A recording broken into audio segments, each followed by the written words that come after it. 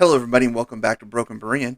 I'm your host, Stuart, and we're going to be looking at an article and sort of a system of thought that still permeates Christianity today that we need to stop doing.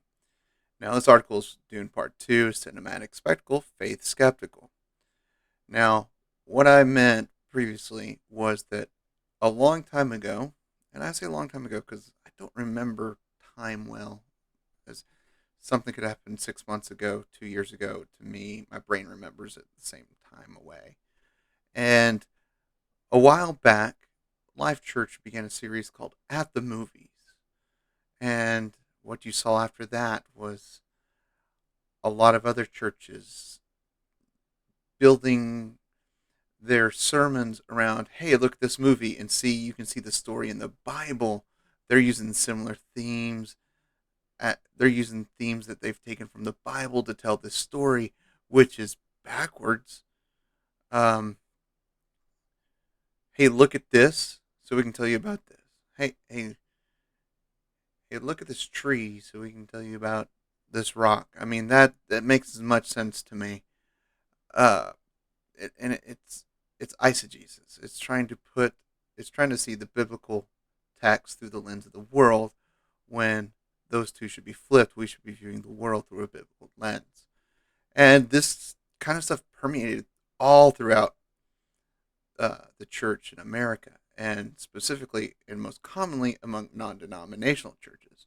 Most denominations kind of put the kibosh on that and said, yeah, that's not right. But the non-denominational ones that are seeker sensitive people, churches that like do whatever it takes to get the people in there. That means if we have to water it down, kind of fudge what we believe to get people in, that's that's what we're gonna have to do. Compromise biblical truth to get people in here, and that's just wrong. And that's what permeates. And this what this kind of article does. And I'm not against anything Brett McCracken's ever done, despite saying his name without laughing is a huge achievement for me.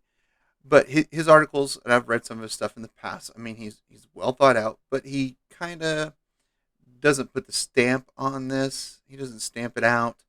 But he kind of says, "Oh yeah, this doesn't follow like the biblical," but he still talks about it, still compares Dune and the saga to the biblical Messiah story, and kind of complains that it doesn't. Well, I mean, and it alludes to the director, but we get, and that's even worse. He's putting pressure on the director, which I find okay. There can be problems with the director and how he interprets things from the original source material.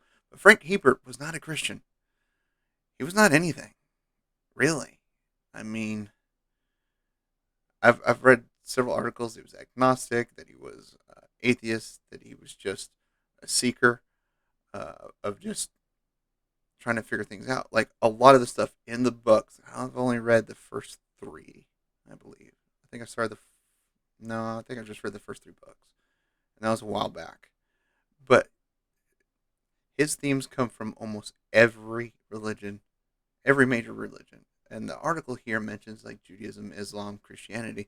There's also a lot of Buddhism, Hinduism that is brought into, talks about different factions in the world that still hold to certain traditions of what essentially is ancient religions set in the Dune timeline. That this is millennia from now, several millennia from now, and this is one of those things that I'm, I don't get why we're trying to push, why we're trying to find Jesus in something someone else created. Try to find that Messiah story in a movie that was not written by a Christian nor directed by a Christian, but we're going to try to find the messianic story in here. Yeah, so it's a common theme. That's a common theme throughout. I mean, a lot of the hero myth, uh, but nothing beats the true miracle of the story of Jesus Christ. So it's this. That's my complaint about this article. It's just quit trying to find the gospel in something where the gospel does not reside. that's just foolishness. And it's something that, yeah, I know a lot of people like Life Church, and a lot of people like Craig, but this is something that was wrong, and it's permeated, and it just needs to be shut down. And don't get me wrong, I absolutely love the first part of Dune. I love the one from the '80s with Patrick Stewart in it, uh, and I'm going to go see this one tomorrow. I've got tickets already, but I'm not going to see it because I think this is some vague reference to the gospel of the Bible. I'm going to see it because it's a good movie and a good story. This isn't this isn't faith based. This is entertainment for the sake of entertainment. And sometimes we just have, as some Christians need to realize that we can see things as entertainment that aren't related to the Bible, and we don't have to try to force the Bible into it. It can be something that is separate from the Bible, still be entertainment, and still not be a sin. Some people try to put it. But this is just one of those trains of thoughts that just seems to be out there, and I'm just like, can we stop, please? Yeah, and it's one of those when I visited towns and gone on vacations, like, hey, let's go to church, see a church, and there's a couple of times like, oh, I've heard of this one, go, and they had the now doing the at home with the movie at the movies series, and I'm like, no, not that one. That's to me, that's the red flag. That means that we're not going to get the gospel taught to us, preached to us, shared with us. We're going to get fluff, and we should not try to take secular entertainment and make it the medium for teaching and sharing the gospel. That's foolishness. I mean, it just is. And I can go into it much more. I've been battling sickness for the past few days, and I just don't have the time or strength. But this article just really annoyed me.